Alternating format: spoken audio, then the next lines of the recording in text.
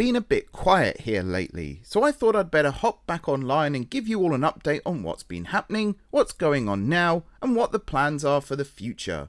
I do have some exciting projects I'm working on, but also some bad news for fans of certain series, so let's not waste any more time and get into it, shall we?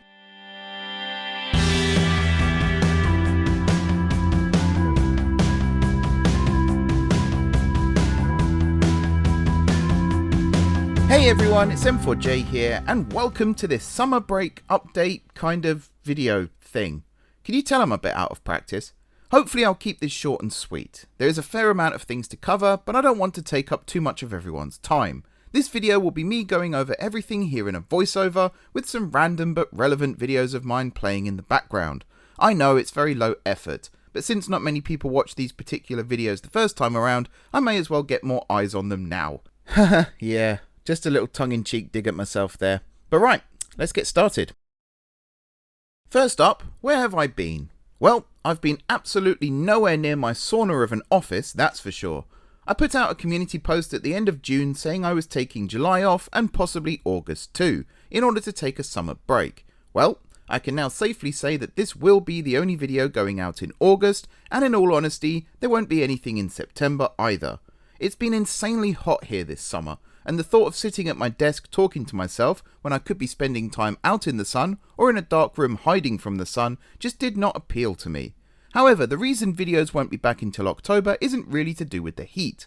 I took time away from the channel in order to try and force myself to miss content creation, enough to come back at least, but really, I haven't been missing it at all. This part, talking into a microphone, I have missed, and I've also missed getting to play my favourite games and sharing my builds with my awesome community.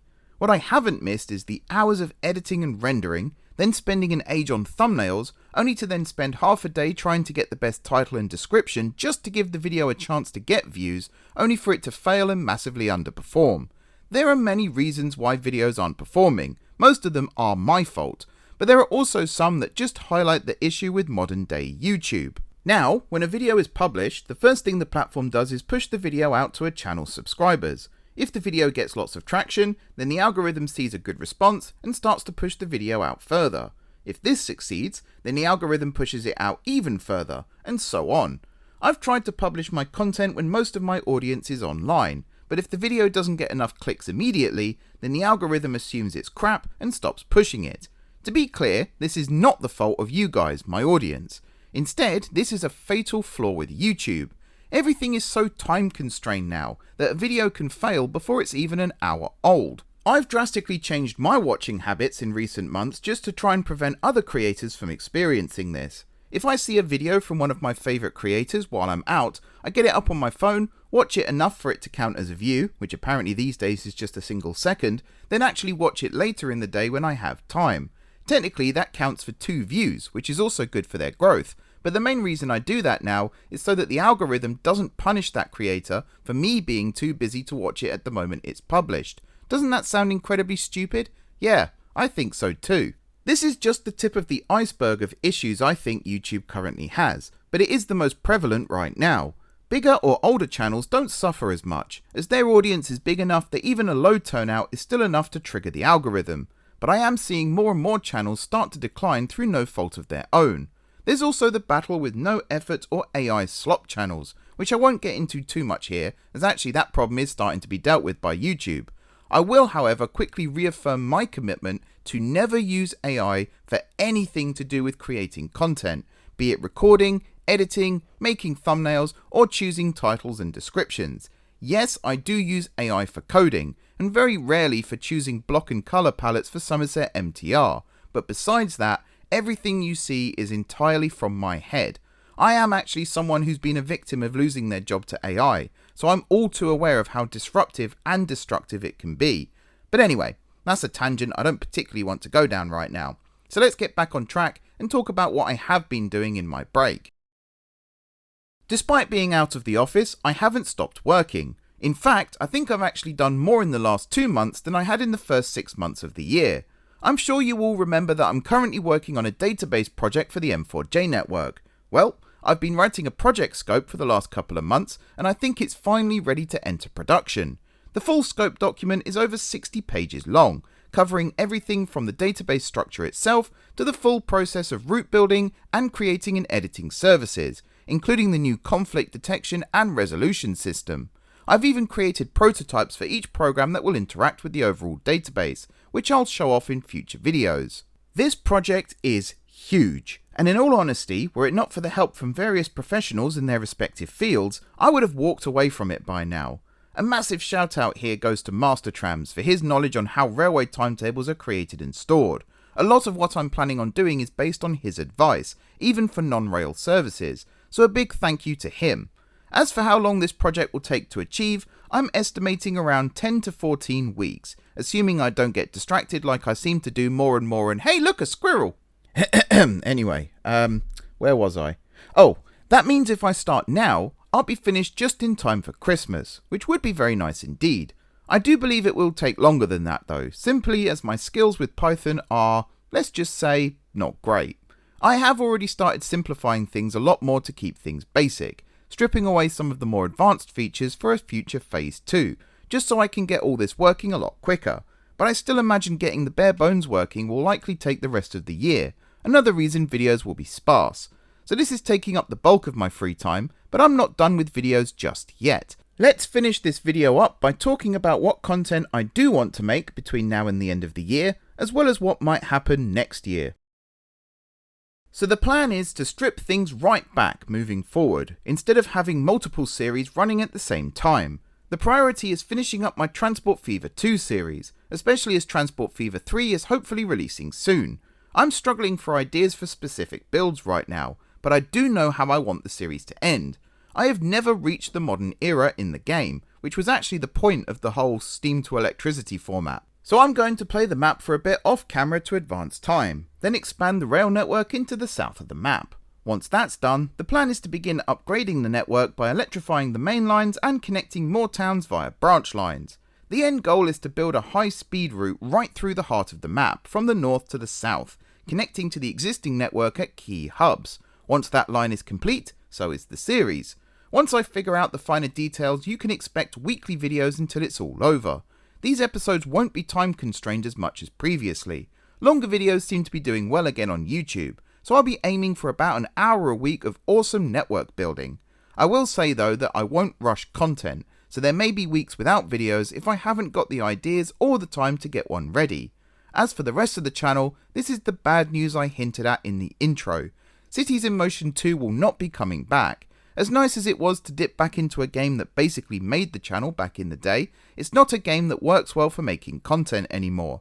Grabbing thumbnail screenshots is a pain in the arse, and even recording was troublesome, as I had to play in a mini window in order to get the right screen resolution. So even though you could see everything well in the video, I basically had to push my nose up against my monitor in order to read things.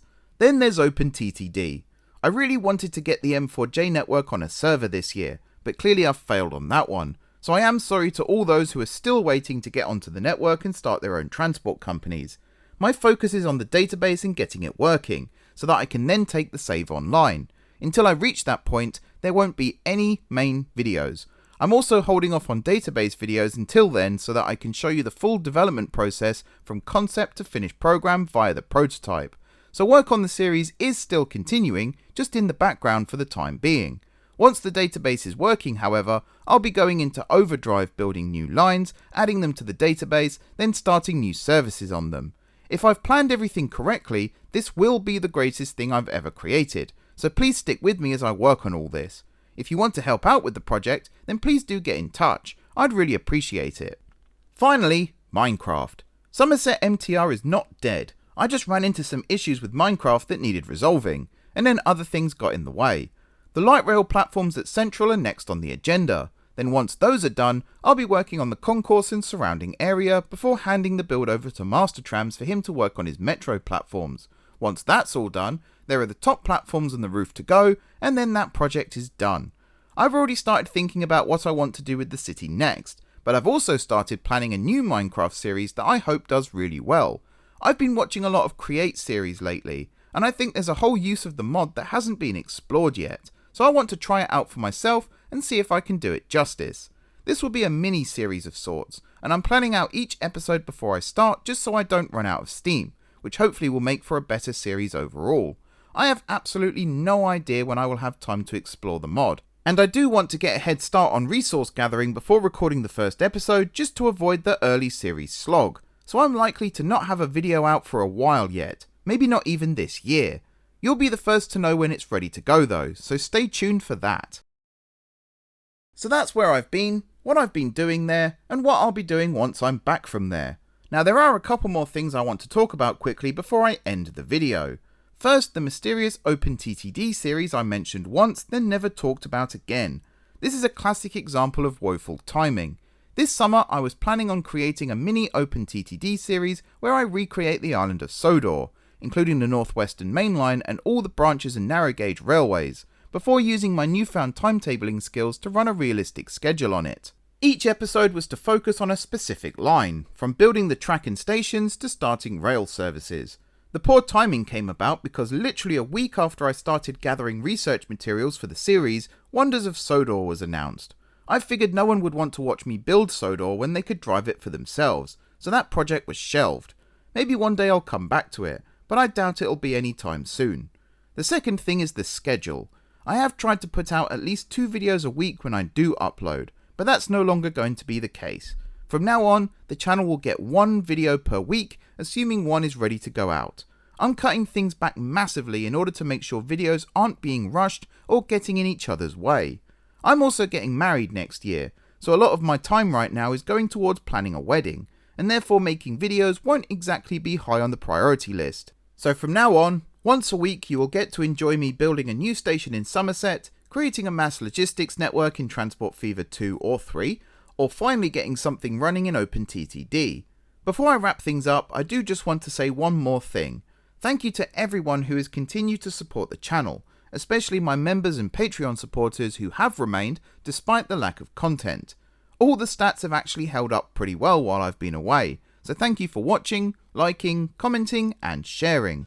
I'll be back soon with the content you all subscribe for, but in the meantime, I'm taking some advice that was left in a comment on my summer break post and just playing without worrying about recording, having fun in the worlds I've built.